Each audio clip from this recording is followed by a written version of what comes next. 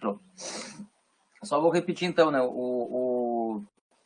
A gente não vai sortear os grupos de novo, porque, de novo, eu não tenho os nomes, que seja um nome de representante de cada grupo. Isso só atrasa para vocês, né? Então a gente precisa. Eu não posso encampar essa preocupação. Eu estou fazendo o possível. Eu sei que tem a questão de isolamento, mas que a gente resolveria isso no presencial do mesmo jeito que aqui, né? Conversando por fora e trazendo os nomes. Então, gente, assim, a pressa de alguma forma é de vocês. E o que eu vou acabar fazendo é, se não vierem os nomes, quem for entregando os nomes vai escolher o grupo. E aí é o remédio amargo que tem, porque daí ao menos eu não inviabilizo a vida das pessoas que já se organizaram. Por falar nisso, né, a gente tem. O pessoal está acessando pouco, tá? Eu não estou falando dos que não, dos que sequer entram na videoconferência. A gente tem tido ali 13 pessoas, 10 ali, vamos botar um número assim. Dessas 10 a gente vê assim, olha aqui. Aliás, eu nem analiso nome por nome. Não me cabe muito isso. Acho que de alguma forma cada um tem que saber qual é o seu engajamento e a sua necessidade de estudar. Mas pouca gente baixa o material, pouca gente assiste os vídeos. Eu olho ali rapidinho e tem ali 4 acessos num vídeo. Gente, 4 acessos num vídeo de 10 pessoas que participam é menos que metade, né? Aí, esse momento que a gente faz para tirar dúvida acaba sendo quase inútil.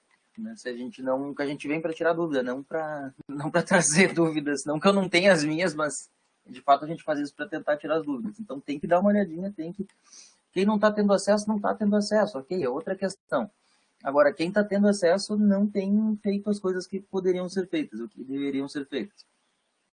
E aí deixo a minha preocupação, mas também deixo claro que eu não tenho como pegar cada um pela mão e dizer, olha, você tem que fazer essa atividade. Só deixando bem claro, não é um problema de quem não tem acesso, é um problema de quem está tendo e não está fazendo as atividades. Tá? Não vai ser muito efetivo só ficar marcando presença aqui, porque se tem uma coisa que não está valendo nada nesse tempo é a presença. Então, como chamada efetivamente, então, por favor, estudem, senão não vai dar certo. Isso é igualzinho no presencial também, tá? Não muda também. Não pegar, não ler em casa, não responder as questões que a gente põe, não vai para frente. Deixa eu ver alguma outra coisa.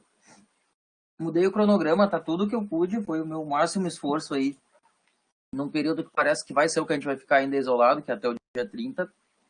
Antecipei coisas que não gosto de trabalhar assim, mas antecipei algumas aulas teóricas que eu acho que deveriam ser depois, mas que o mal menor é fazê-las agora, para daí a gente ficar com as apresentações para depois. E aí talvez já tendo voltado, talvez não. Se não voltar, a gente tem diversas formas de fazer. Ou faz aqui pela conferência, ou grava o vídeo e põe em alguma plataforma. Isso a gente vai ter que discutir ainda. Tá? E sim, isso não vai ser muito fácil, não vai. Não vai ser impossível, mas para alguns talvez seja difícil, eu sei que é.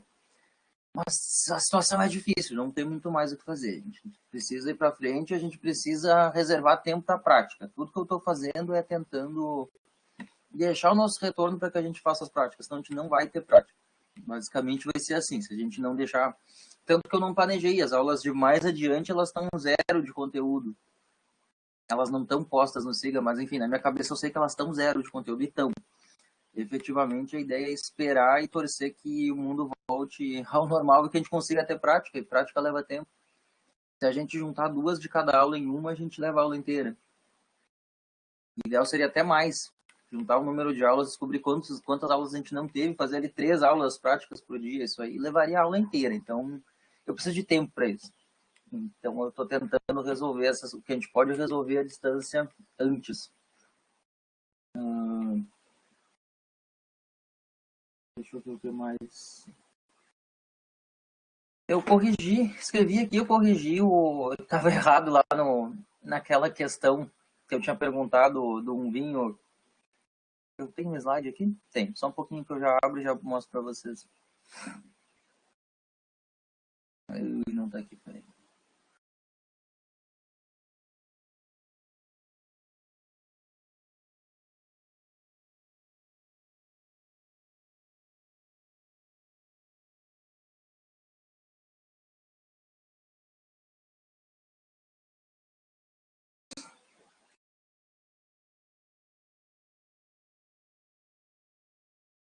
Só aproveitando enquanto eu tô abrindo aí, gente, eu já fiquei sabendo aí que deu alguns dissabores. Gente, a decisão de continuar ou não, de trancar ou não, é de cada um. Não posso intervir nisso. Eu acho que ninguém tem que ficar dizendo pro outro se tá certo ou se tá errado. Então, façam o que vocês considerarem melhor. Mas seja qual for a escolha, façam bem essa escolha, né? Trancar ou continuar e não mudar hábitos e não estudar não resolve. Às vezes as pessoas se prendem nisso e elas não se dão conta, né? Que mais do que se vai continuar ou não, se vai deixar para depois, é o teu hábito como estudante mesmo. Aqui, deixa eu projetar minha tela.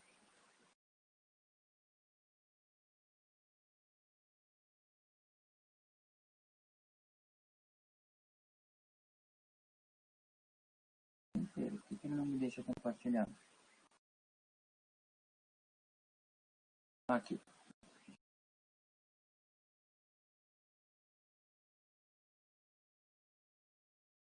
Olha que legal, agora deu umas janelinhas em cascatas, cascatas infinitas. Deixa eu trocar aqui.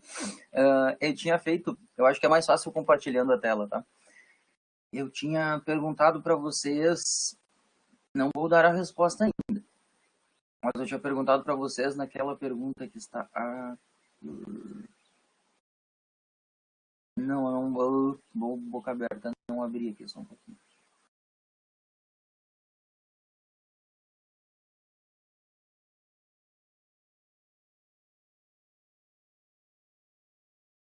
Eu tinha perguntado isso aqui naquele questionário, eu tinha falado no slide 5, na verdade é no slide 7, que é esse aqui. Alguma dessas regiões que aparece, eu pergunto se tem algum vinho vendendo no Brasil, mas não vou responder. O que mais que eu queria falar para vocês? Essa tela em loop assim me dá uma certa agonia. Ah, sim, e último aviso, terça eu não sei ainda, tá? Eu realmente não sei. Tá, deixa eu tirar essa tela. Eu realmente não sei ainda o que eu vou fazer na terça, mas isso é um outro problema. Eu tô tentando arrumar uma câmera para ver se eu consigo.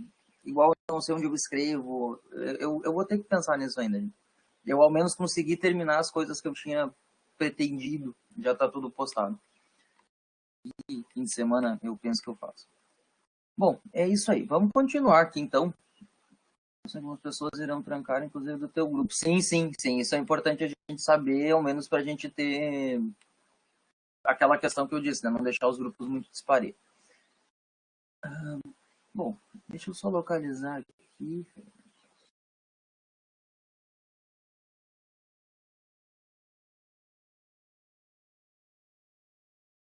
Como eu disse, só para retomar, tá? O cronograma das apresentações, em princípio, tá isso aqui, tá? Dia 7, 2 grupos. Dia 14, 2 grupos. Dia 21, 2 grupos. Isso é definitivo? Não, estou dizendo provável, tá? Então, é o que eu vou tentar fazer. É a forma de a gente tentar diminuir os inconvenientes. Mas eu mesmo não sei se isso vai acontecer. Eu torço que sim, eu acho que é a melhor saída. Para continuar, então, gente, vamos lá. Deixa eu só falar com vocês. Está tudo certo até o momento?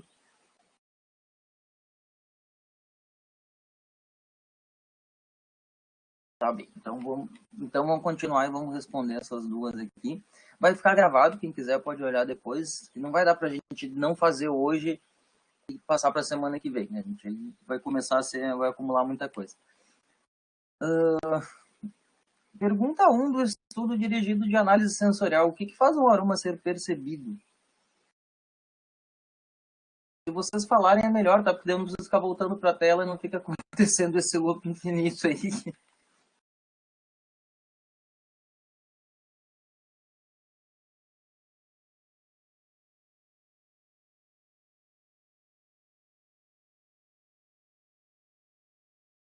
Tá bem, não, fica tranquilo, não tem problema.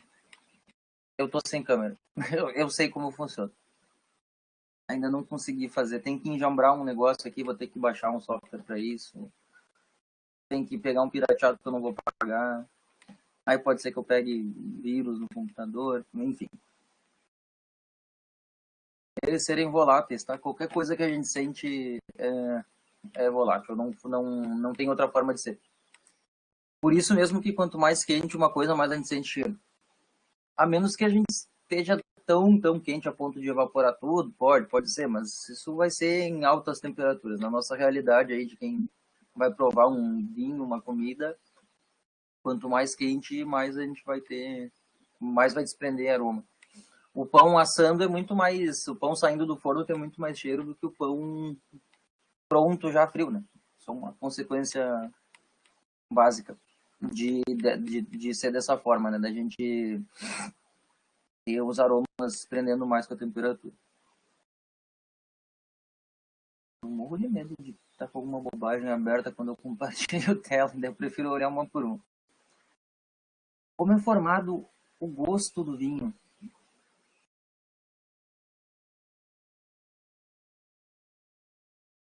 Basicamente é uma... Vocês estão respondendo, deixa eu esperar. Não precisa entregar, isso aí tá só para vocês responderem mesmo.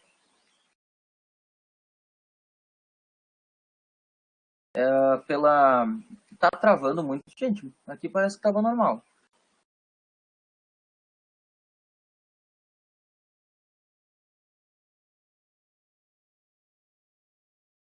Não, a cada dia um tá com a internet ruim. Às vezes é eu, às vezes é um, às vezes é outro. Ah, sim. Isso fica acontecendo porque eu não compartilhei. Como eu não consigo enxergar o chat sem estar na tela, eu tenho que ficar indo e voltando. Ainda assim é mais fácil, é mais rápido, senão eu teria que ter um arquivo só por vez. O que parte do nariz que pega tem o bulbo olfativo, que é como se fosse, se a gente enfiasse alguma coisa no nariz, até o máximo que a gente fosse para cima é ali onde tem uma mucosa olfativa. Claro que eu não aconselho fazer isso.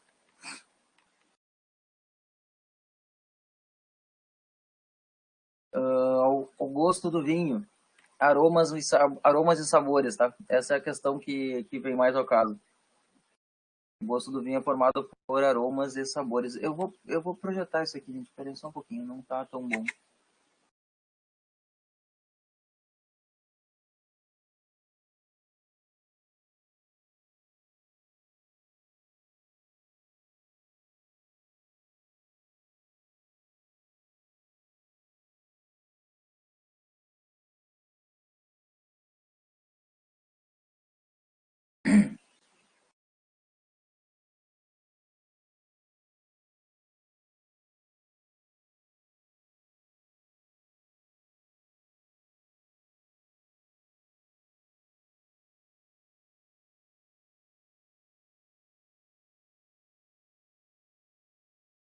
Pronto, pelo menos agora eu não fico saindo.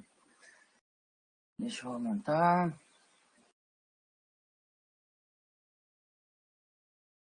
Não gostei desse que eu fiz aqui. Então, de novo. Pronto. Uh,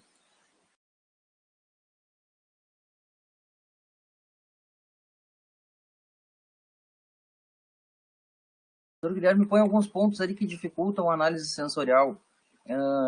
Basicamente aquilo que a gente comentou de interferentes, né, de ambiente inadequado, de presença de outros aromas e de fatores humanos, sobretudo, né? A gente inquieto. Isso foi o que me chamou a atenção, por isso eu pus essa pergunta aí. Eu nem tô dando a resposta que ele deu, assim, eu tô comentando o que de fato eu queria que fosse percebido.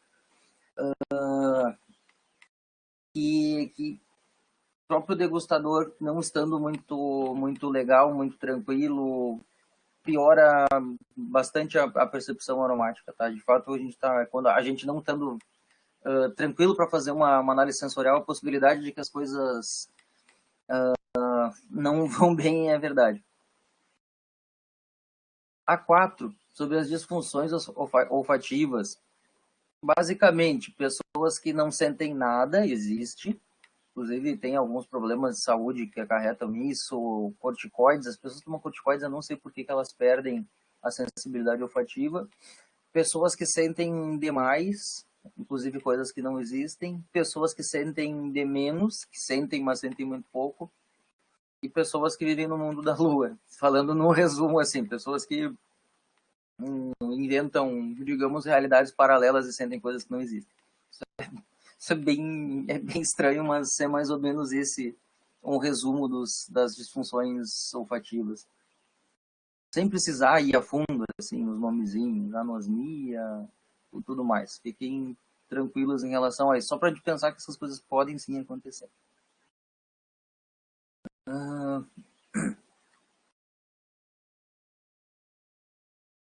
Sim.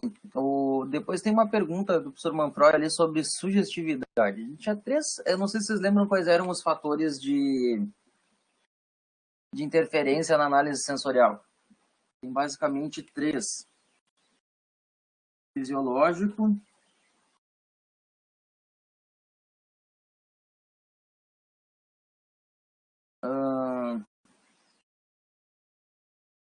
calma que eu esqueci os nomes.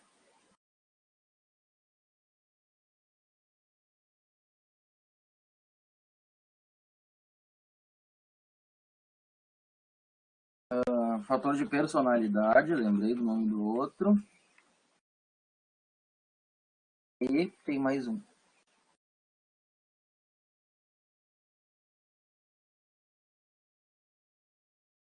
Eu não me recordo o nome. Preciso mostrar para vocês que eu não me recordo o nome. Qual é o fator que intervém? Tem um slide meu bem facilzinho. Deixa eu abrir aqui. Espera aí que eu abro pra gente. Realmente não lembro. São três, bem fácil. Fator de personalidade, fator fisiológico e tem mais um. Espera aí que eu já consigo para vocês aqui facilzinho para não ficar sem os nomes. Eu não contava com a falta de memória.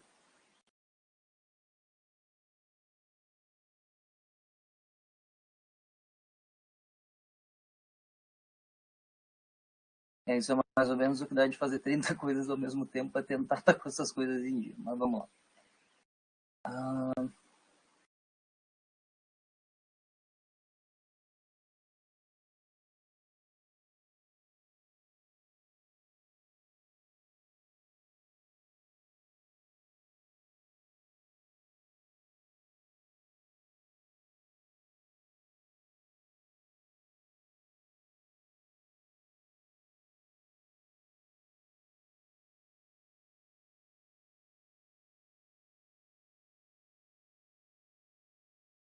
Psicológico, fisiológico. Não estava errado, eu ia dizer psicológico e fiquei receoso. Deixa eu copiar o slide que eu boto aqui direitinho para vocês.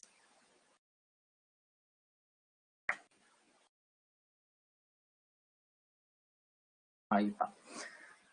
Bom, desses três fatores que tem aí, personalidade, que é o teu fator do quanto tu confunde as tuas coisas com as coisas do vinho, o quanto tu não gosta de uma coisa com o quanto aquilo ser certo e errado. O psicológico, que é esse, você está tomando vinho de 2000, você vai achar que é excelente, você está tomando de 20 vai achar que é ruim. E o fisiológico, que é algo como ou ter anosmia, que é não sentir aromas, ou tá aí gripado e não sentir direito, o que intervém na sugestibilidade? Em a gente ver uma garrafa de vinho cara e dar nota maior, em a gente saber que é um vinho reputado e falar melhor do vinho. Qual desses três?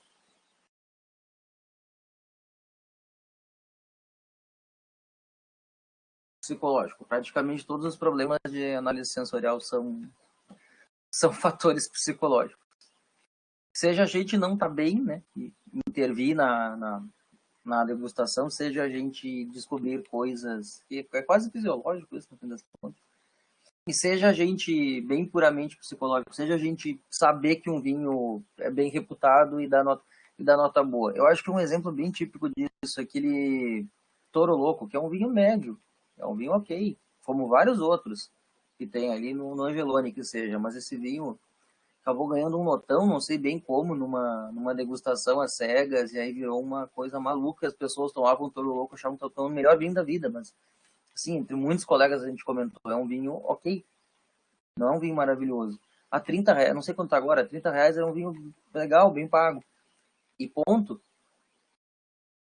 Sei lá eu, é como você achar que um Ford Ka é o melhor carro, mais confortável, mas não é, ele é um carro ok para o que ele se pretende. Não tem tudo que precisa, anda, tem segurança, mas não é uma Ferrari, nunca vai ser, né? E essa, eu acho o que mais pegou aí na questão do Toro Louco foi isso, as pessoas não ponderarem bem quanto ele era bom, de fato era um vinho agradável, jovem, fresco, mas era ok, era isso. Né? Não jamais compararia ele a algum vinho de R$ 200. Não pelo valor, mas pelo que um vinho de 200 oferece aí, que é menores lotes, efetivamente, né? Uvas melhores cuidadas, envelhecimento e tudo mais. Isso aí, eu acho que é. E o marketing aproveita bastante isso, né? Eles adoram imaginar assim, botar na nossa cabeça essa ideia de que uma coisa é melhor do que é. Um pouco parecido com isso, vale comentar a Evino. A gente comentou numa dessas aulas. Faz um negócio que eu acho terrível, né? Eles dizem que o vinho custa 5 vezes mais e vendem por 70% do preço. Dão um desconto de 70%. Mas, na verdade, o vinho não custa 5 vezes mais, custa no máximo 2, e o desconto deles, proporcionalmente, é muito menor. Isso ajuda também, né? Primeiro, a pessoa tem uma sensação de que está fazendo um baita negócio. Segundo, tomar um baita vinho. À medida que aquele vinho era caríssimo, ela comprou por pechincha. Ela tem de achar que o vinho é um pouquinho mais gostoso do que é. Origem dos aromas do vinho, vocês lembram? Já que eu estou com o slide aberto aqui, eu vou copiar exatamente ele. Enquanto isso, eu espero vocês responderem. Tem 3, tá? Não tem outra que tá o slide bonitinho. Opa.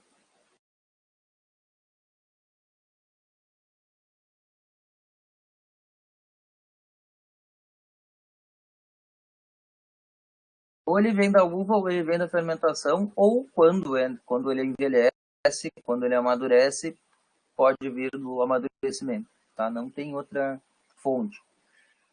Posso adicionar aroma no vinho? Não. Eu não devo. Quer dizer, eu não posso, mas alguns acabam fazendo. Isso é fraude, tá? Não pode. Posso adicionar manga num Sauvignon Blanc para ter cheiro de manga? Não pode. Vinho de uva e ponto. E o resultado das características dele é as características que acabam aparecendo aí numa dessas 3 fontes. Certo até aqui, gente?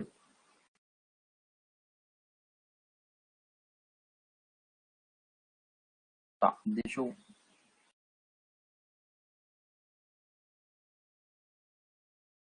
Já tá o outro.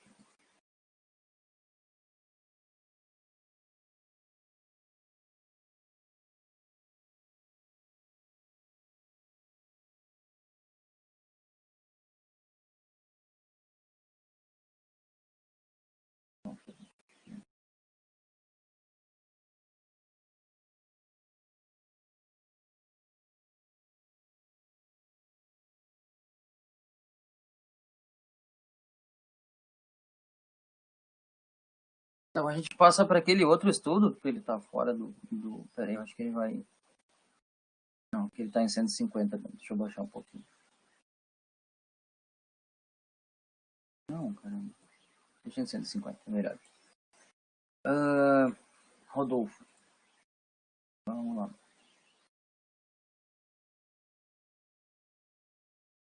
Pronto, o Rodolfo já está escutando? Aumentamos. Sabe aquele negócio engraçado de estatística? Nossa, gente, nós aumentamos em 50% o número de alunos assistindo a aula. Eu fiquei muito maluco com aquela pesquisa que eles fizeram lá, né? 90 e tantos por cento disseram que tem internet. É claro, elas responderam pela internet, né? Talvez você não tenha sabido de todos os outros que não tinham. Cientificamente isso acontece, né? Se a gente quiser, a gente é um baita de um canalha à medida que se apega em números e não os interpreta, né? Por isso que às vezes a gente vê uns estudos estranhos, assim, né? Nossa! Eu tinha uma professora de metodologia no mestrado que ela sempre dizia: tem uma coisa que é picareta é falar em percentual, né? Exatamente por isso. O percentual não volta, né? Aumentou 30%. Quando eu diminuo, entrou mais uma pessoa. Quando essa pessoa volta, não baixa 30, né? Baixa menos que 30, porque daí o teu 100% já não é mais 2, mas são 3. Por incrível que pareça, uma política nossa virou um meme aí falando uma coisa que ela tinha razão. Ela errou os percentuais, mas ela tinha razão quando ela disse não, que não era. Eu não lembro qual era o número, né? 12% de 100%, mas era 12% de. Eu não lembro, não vem muito ao caso, mas é um fato, né?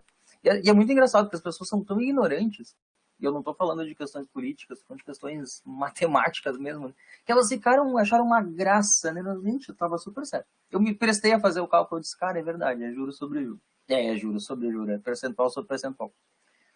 Mas vamos continuar aqui. Pergunta um.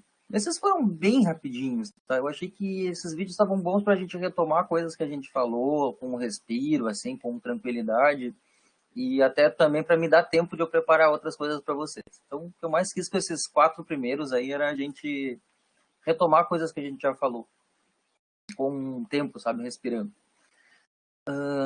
Sobre fermentações, a pergunta um. Quanto ao uso de oxigênio, a fermentação é um processo de que tipo?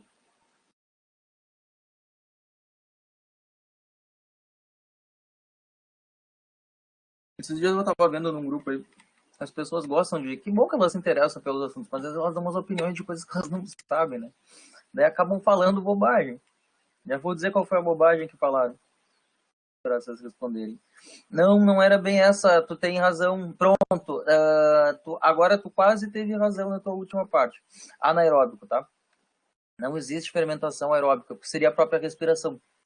O contrário da respiração é a fermentação, em outras palavras. Aí tava alguém num grupo aí de bartender falando sobre. Aliás, foi numa live, já nem sei mais. Tá tão chato isso, assim. Nossa, toda hora as pessoas querendo dar aula, inclusive de coisas que não sabem bem. Se fizer uma fermentação anaeróbica, mas as fermentações são anaeróbicas, né? Não existe outra fermentação.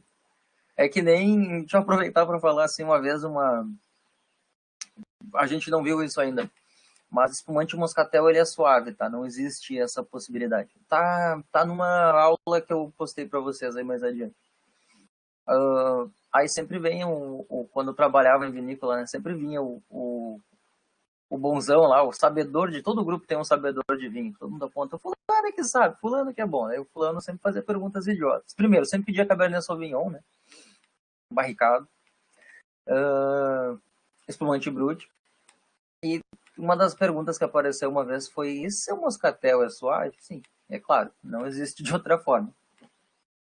Aliás, teve uma outra live aí que a pessoa falou uma bobagem. A live da Brindes e Vinhos. Eu cheguei a divulgar para alguns de vocês, assim, mas eu não sei, foram 10 horas da minha vida, mais que 10 horas, assim, perdidas. Porque foi péssimo. Inclusive, ela falando que moscatel era DMC. Moscatel não é DMC, não tem nada a ver uma coisa com a outra. Moscatel é suave. E são processos distintos também de elaboração. Pergunta 2.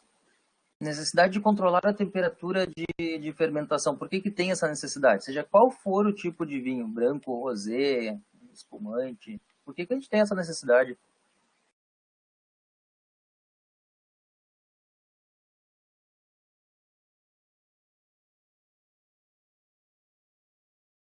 Sim, porque a fermentação é anaeróbica e exotérmica, gera calor.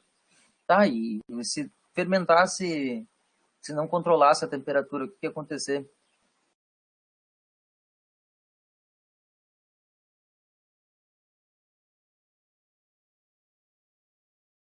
Primeira coisa é essa, tá? Assim, as leveduras ou talvez não morram, mas fiquem quietinhas, virem sementes, efetivamente, virem esporos. Mas vamos que elas não, vamos que isso não acontecesse.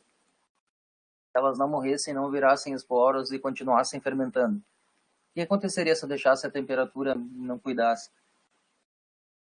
Só vou procurar uma outra coisa aqui, já retorno aí. Se eu ficar em silêncio, é isso.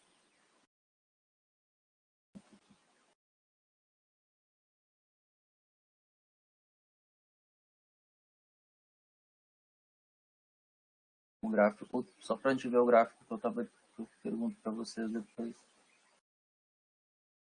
Não, abriu errado.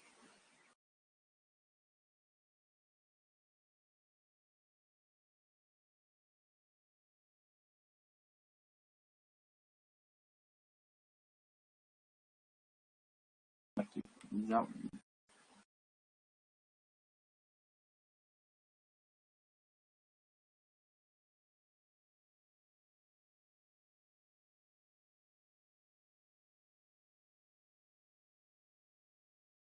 Não, vamos que tudo desse certo. Elas não morrem, elas continuam fermentando. O que a gente ia ter no fim disso? Ou que características que ia ter esse fermentado que saísse lá no fim?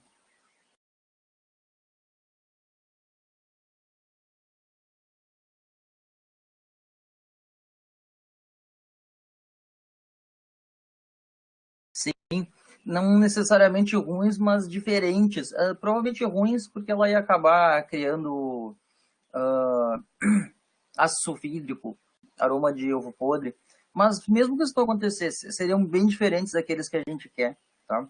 É importante a gente entender isso. A primeira necessidade de isso, não características. A primeira necessidade, não matar ninguém, né? Se a levedura, ou não amoar ninguém, não deixar ninguém quietinho. Se a levedura para de trabalhar, para a fermentação, acabou. Mas efetivamente a questão mais... isso tem que ser muito grosseiro para deixar acontecer, tá? E na prática, portanto, o nosso controle de temperatura é para que a gente faça as leveduras trabalharem numa faixa que a gente quer, produzindo coisas que a gente quer. Sim, é isso aí. Assim funciona para cerveja também, tá? E se bobear para outros fermentados também. Eu vou partilhar a tela de novo, só para a gente ver esse gráfico aqui, tá? Pergunta 3, explique o gráfico com os eventos chaves na fermentação em vinhos. Deixa eu partilhar ela de novo. Deixa eu pôr a coisa no lugar aqui, pronto.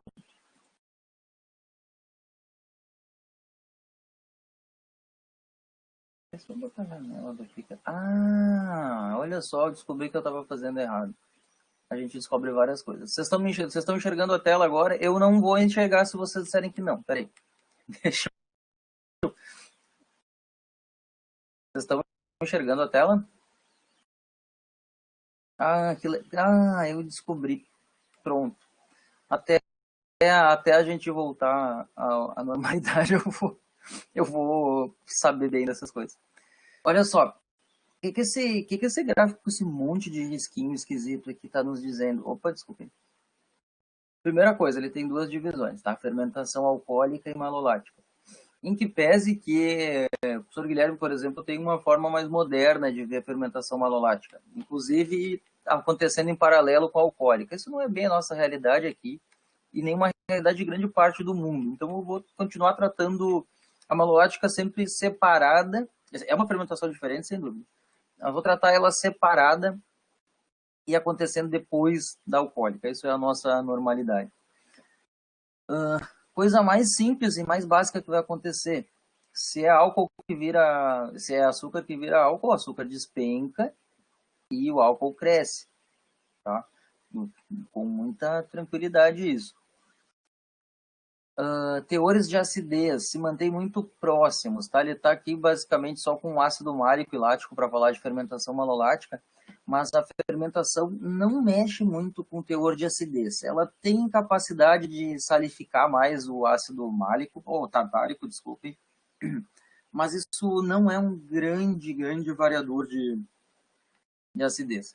Inclusive, a fermentação alcoólica aumenta alguns ácidos típicos de fermentação, succínico, mesmo lático aparece na fermentação alcoólica, e vários outros.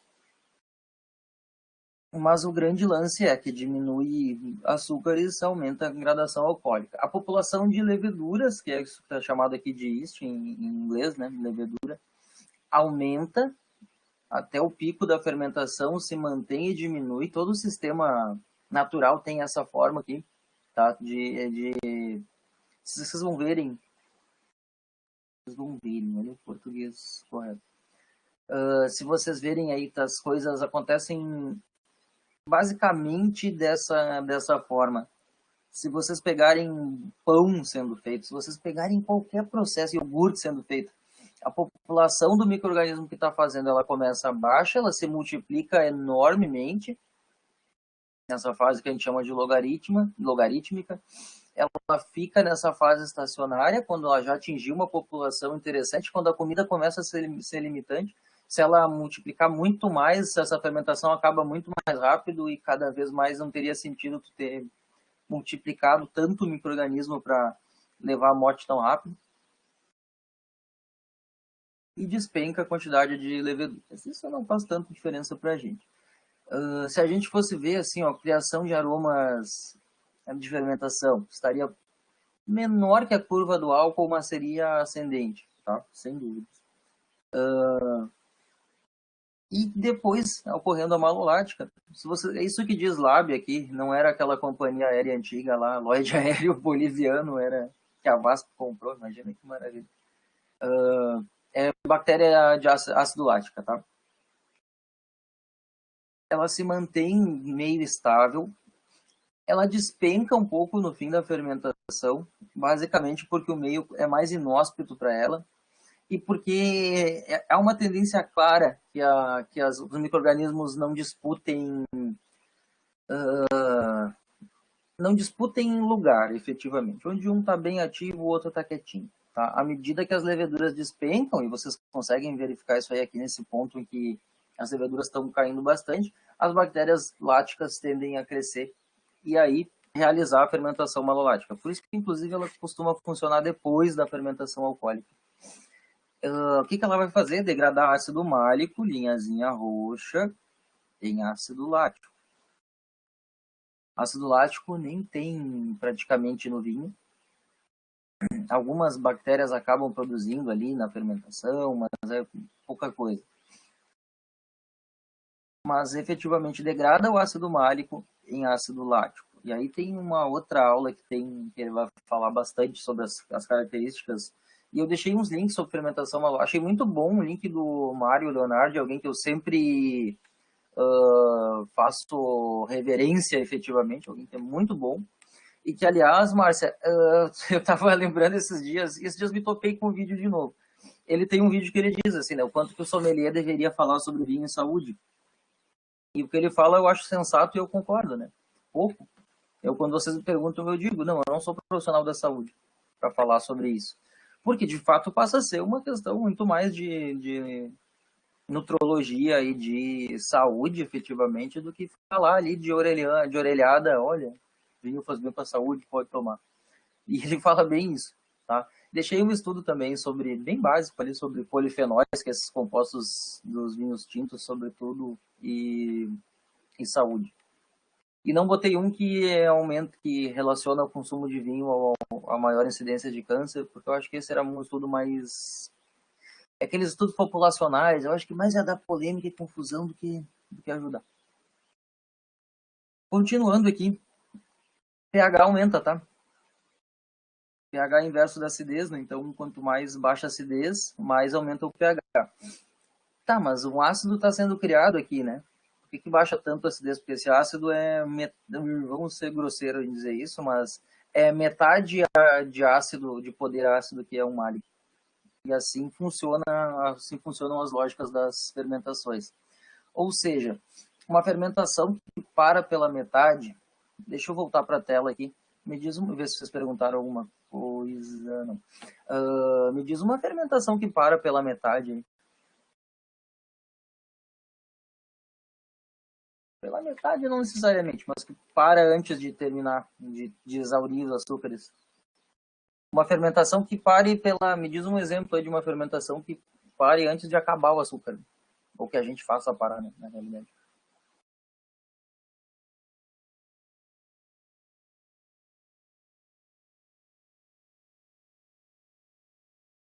Não vamos falar de alcoólica. Kombucha acaba, inclusive. Se tudo der certo, ela acaba. Não sabe bem com o que, mas ela acaba. Não, vinho suave é uma... olha, tem essa possibilidade. Não para o vinho de mesa, tá? Muito simplesmente porque é barato. Ninguém vai pegar um vinho de uma uva ultra madura e vai deixar lá assim, ó, virando... parando de fermentar com açúcar. Porque o grande lance do vinho suave de mesa é ser doce. Ponto. Então não beneficia muito ele ser uma uva extremamente madura e tudo mais. O mais viável no mundo é pôr açúcar. Seja de cana, de beterraba ou mesmo mosto concentrado. Mas tem alguns vinhos que são feitos dessa forma. Tá na aula de licorosos, a gente vai falar sobre isso. O Porto também não é... sim, o Porto pode se enquadrar. O problema é que o Porto adiciona álcool. Eu não queria trabalhar com os que adicionam álcool. Vamos falar aqui desses vinhos de colheita tardia. Tem a uva muito... Deixa eu voltar para o slide aqui. Tem a uva muito cheia de açúcar. E tu tem uma geração de álcool que é extremamente tóxica em determinado tempo. A partir de uns 15%, a levedura não trabalha bem com isso. Vamos entender que ela faz mais ou menos como o pessoal que mora na beira-mar ali, né? Ela come e faz cocô no mesmo lugar.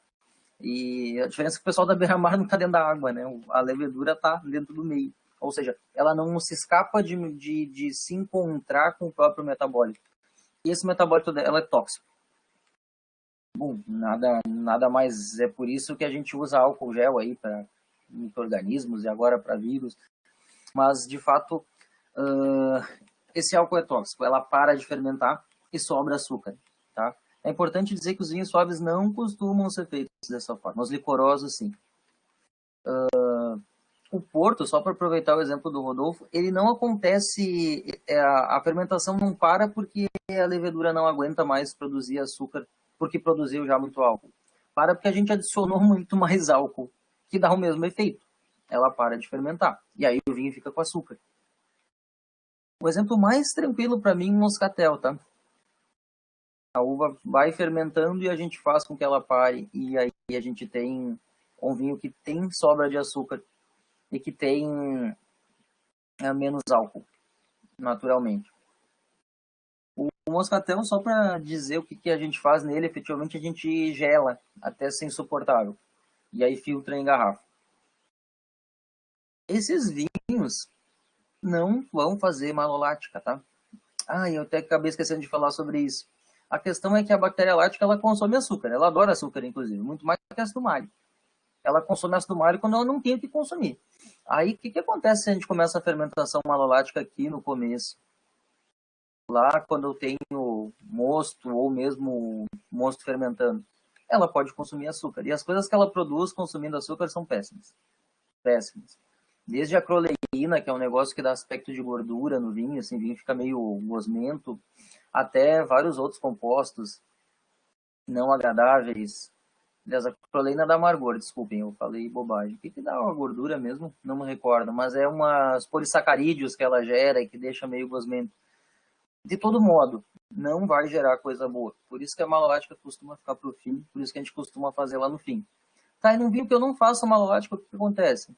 Primeiro, eu preciso garantir que isso não vai acontecer posteriormente, aí tem que filtrar e tem que entrar com uma dose de conservante, não é maior, mas suficiente. Eu não posso descuidar disso, não estou dizendo que tem que ter mais, não posso descuidar.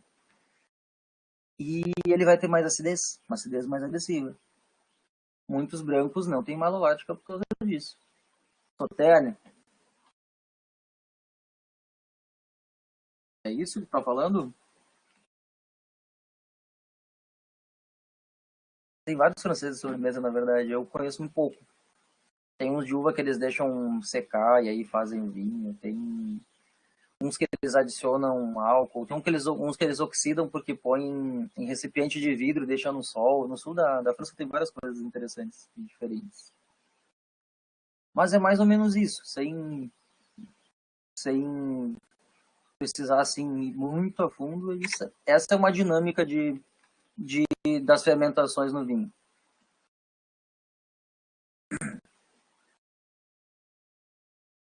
Bom, aqui eu faço uma pergunta de certa forma capciosa, essa 4. Tá? Vocês estão escutando? Tá tudo certo?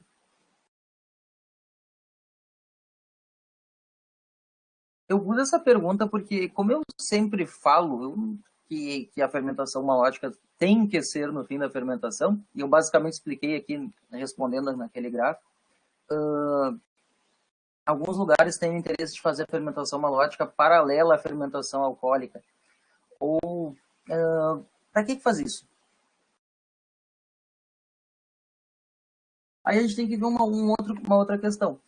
Aqui no Rio Grande do Sul, por exemplo, a safra acaba no verão. E tá tudo quente, não tem problema nenhum. Você tem problema com excesso de temperatura, não com falta. Em São Joaquim, não. Em São Joaquim, as fermentações começam a acontecer. Eu não sei como é que tá aí. Aqui em Porto Alegre tá frio. Eu tô de casaco agora. Imagina como é que tá em São Joaquim, deu 3 graus hoje, né? Tá, tudo bem, vamos entender que isso é um pouco anormal para o outono. Essas temperaturas eram muito baixas, eu acho que veio aí uma frente fria, qualquer coisa assim. De todo modo, de todo modo, isso pode, em São Joaquim, em abril, maio, e às vezes os caras estão colhendo, terminando de colher uva lá no fim de abril, já é muito frio. Frio o suficiente para não arrancar uma fermentação malolática. Então acabou a alcoólica, vamos fazer a malolática. Deixou o vinho quietinho lá, esperou as bactérias fazer aquela curvinha ali delas aumentar, elas não aumentam. E a fermentação malolática não acontece. E é vinho tinto, por exemplo. Você não quer vinho tinto sempre, com raras exceções, você não quer vinho tinto sem fermentação malolática. Como é que faz para resolver isso? Tem um chegando agora. Eu nem falei mal dele, gente. Senão ele não me ama mais, eu fico meio chateado. Mas enfim, vamos voltar aqui. O que acontece? Tu tem um vinho que não arranca a fermentação malolática de jeito nenhum. Se tu não fizer, é só que tu quer que ele faça. Como é que eu faço para conservar esse vinho até ele fazer fermentação malolática? Posso pesar em conservante? Não posso. Ou eu faço a bactéria lática nunca mais funciona. Tá, e se eu não mexer em conservante, deixar ele quietinho lá, esperar que a malolática aconteça, sei lá, em setembro, outubro, quando começa a ficar quente. Qual que é o problema disso? O problema disso é que eu não tenho só bactéria lática no vinho, eu tenho bactéria acética, tenho outras leveduras de alteração. É arriscado eu fazer isso. Aí, nesses casos, digamos que a teoria do mal menor é tu adicionar bactérias, é caro isso inclusive, mas adicionar bactérias em fermentação alcoólica para que elas não trabalhem bem em paralelo com a fermentação alcoólica, mas que elas já se acostumem com o meio e logo que a fermentação alcoólica acabe, elas tomem conta desse meio e terminem a fermentação alcoólica num período conveniente. É basicamente essa a lógica de fazer fermentação malolática paralela ou a fermentação alcoólica. E reduzir o tempo que o vinho fica exposto ali. Isso acontece com bastante frequência em Bordeaux, tá? Em Bordeaux, eles colhem as uvas mais tarde. Bordeaux não é um lugar alto, não é uma serra como é São Joaquim, mas é um lugar que tem inverno bem rigoroso e, por consequência, um outono rigoroso, e que as uvas e um verão mais tranquilo. Então, a uva demora mais para amadurecer, termina de ser colhida ali no comecinho do outono mesmo, e às vezes eles não têm temperatura para fazer fermentação malolática. O comum nessas regiões, algumas vezes, é ter, assim como o sistema de refrigeração, o sistema de aquecimento, que na verdade só inverte a origem do líquido que circula ali, né? Passa a ser água quente de caldeira. Nem sempre isso dá certo. Em São Joaquim eles costumam fazer isso. Eu ainda acharia mais conveniente do que contar com adicionar bactéria que é mais caro, que tem algum risco de desvio. Mas essas bactérias selecionadas para essas situações, elas são relativamente bem seguras para não fazer isso. Imagina tu pagar uma fortuna por um negócio e ela funcionar mal, né? Claro que as empresas de biotecnologia cuidam disso. Entendida essa questão, 3 pessoas, estou muito feliz. Eles pediram fazer o relatório, né? Como é que tá o acesso dos alunos? Eu disse, gente, não precisa fazer relatório, né? Sabe como tá. Tá, tranquilo. Pergunta 5 pra gente acabar e eu comer o resto da pizza que a minha mãe fez. Quanto de álcool tem, gente? Quanto de álcool dá uma uva com 200 gramas? Potencialmente. Sempre são cálculos teóricos idealizados, mas quem consegue me responder isso meio rápido, digamos assim?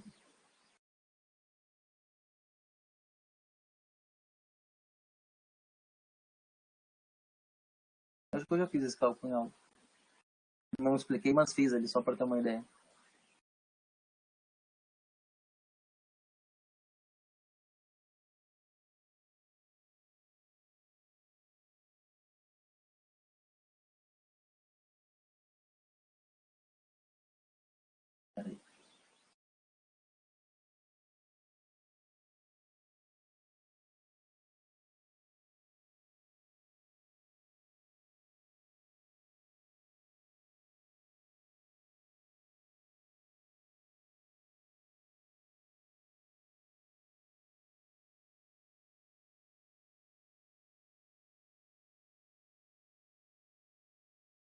esperando. Alguém mais vai falar? A gente costuma ter esse número aí, não é um número cabalístico na realidade, é um número histórico aí de rendimento de açúcar em álcool por diferentes cepas de leveduras aí de Saccharomyces que nos interessam, sobretudo Saccharomyces cerevisiae. E ela costuma consumir 17 gramas de açúcar para produzir 1% de álcool. Isso costuma se cumprir, tá? Eu botei acento em açúcar, meu senhor. Isso costuma se cumprir, tá? Bem nitidamente. Depende da própria condução da fermentação, talvez de arejamento excessivo, em alguns fatores nutricionais, mas quase sempre é isso aí, tá? O professor Guilherme tinha aqui, até eu faço questão de compartilhar com vocês a tela, porque senão aquela coisa, mas onde é que saiu esse número? Por que tu fez essa pergunta? Porque esse número estava aqui, ó. 16,8. Esses números variam um pouquinho, mas eles costumam estar em torno de 17%, 17 gramas, para fazer um grau de álcool. Esse é o motivo e é como a gente consegue mais ou menos calcular, sabendo que uma uva tem tanto de açúcar quanto vai dar de álcool.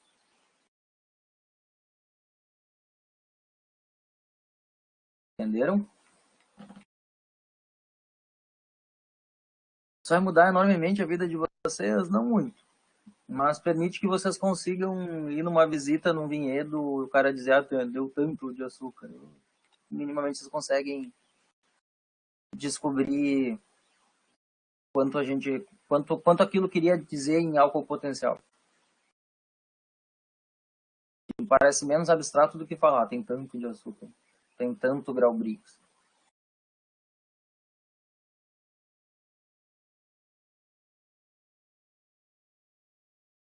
Estamos escutando, tá tudo certo.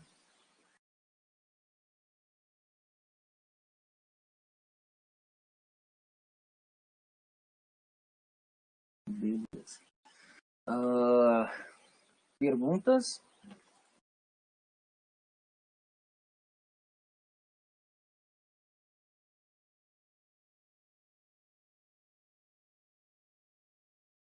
Alguma pergunta?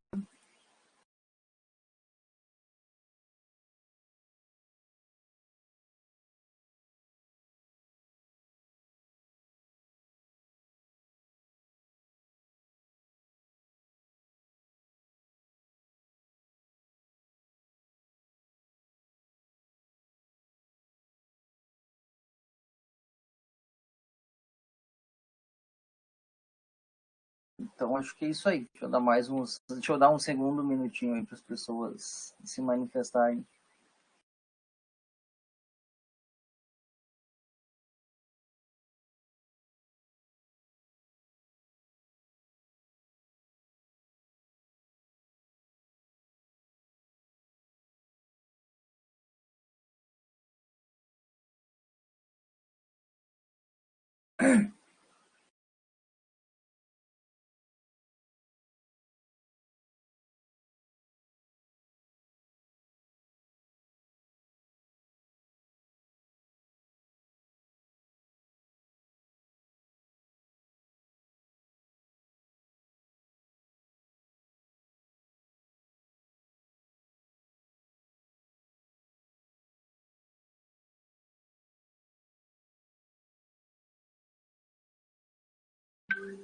Não? Tá, peraí, deixa eu só ver uma última coisinha que eu queria falar com vocês.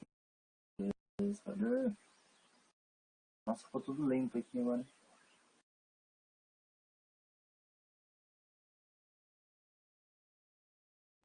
Quase travou meu óculos.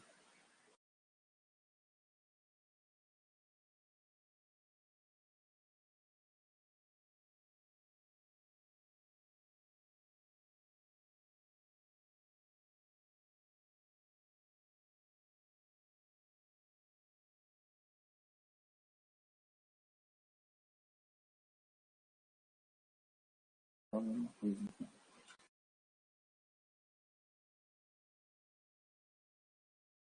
O... Só para fechar, gente, então, já que não tem perguntas, talvez uma outra coisa que vocês podem escutar algum dia, e acho que foi o que o Salomão falou aqui, talvez, Tem uma medida de açúcar, estou entrando aí em detalhes bem técnicos. Tem duas medidas de açúcar principais. Grau Brix, que dá um pouquinho maior do que são escalas de sólidos solúveis totais, que basicamente são açúcares, mas não são 100% açúcares. E sobretudo aqui pra gente, na Itália, e foi por isso que a gente adotou, grau babo. Tem comum o cara ter uma uva e te dizer, ó, tem tanto grau babo. Grau babo, tu faz, a conversão é 0,6. Porque talvez um dia vocês vejam isso. O cara diz que a tua uva tem tanto babo, ou seja, uma uva de 18, 0,6. Quanto dá 18 de 0,6? Cadê minha calculadora?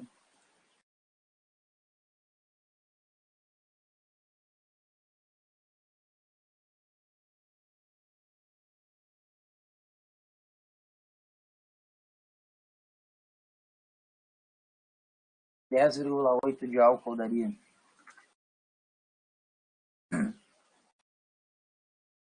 Mas enfim, se vocês quiserem anotar isso num papelzinho, um dia que vocês vão no vinhedo aí pode ser útil. Mas isso é mais curiosidade.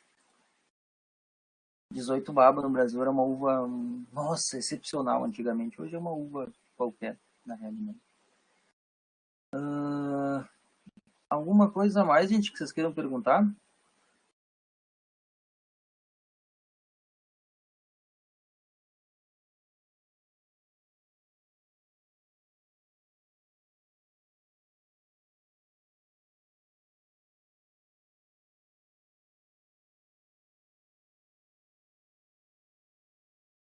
Brix não tem conversão direta, tá? Tem umas tabelinhas que te dizem tantos Brix dá tantos açúcar, tanto de açúcar, assim como outras graduações glucométricas. Mas é isso aí. Então, 10h20 já, meu Deus, a gente demorou. Claro, a gente começou 20 minutos depois. Né? A gente poderia estar acabando às 10 da noite. Então é isso. Obrigado. Estou um pouco assustado aí com pouca gente, com não estarem acessando os materiais, mas eu estou igualzinho a orquestra do Titanic, né? Até eu morrer eu vou estar ali tocando. Obrigado, gente. Até bom fim de semana, até semana que vem. Terça eu ainda não sei o que vai ser, como eu disse antes.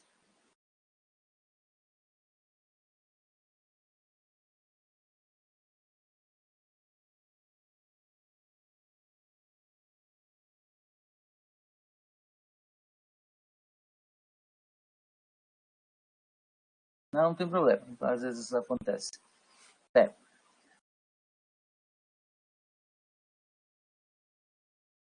Ixi, o que tu tem? Deixa eu voltar aqui. Tá tudo bem? Eu fui mexer em guarda-roupa hoje aqui na minha mãe, fazia anos que eu não mexia. Eu tô com rinite, se eu sair na rua, vão achar igualzinho como tu que eu estou com coronavírus. Todos os dias eu acho que eu fico assim, cada vez que eu mexo numa coisa que tá parada há tempo aqui e tá cheia de poeira.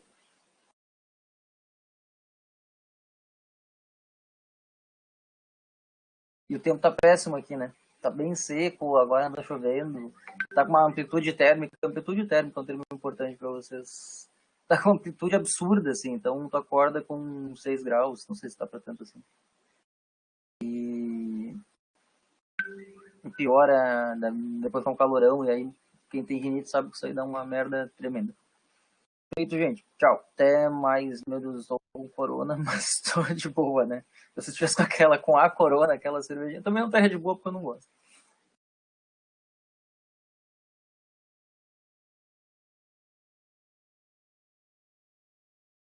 Melhoras para vocês todos, gente. Boa noite. Até mais.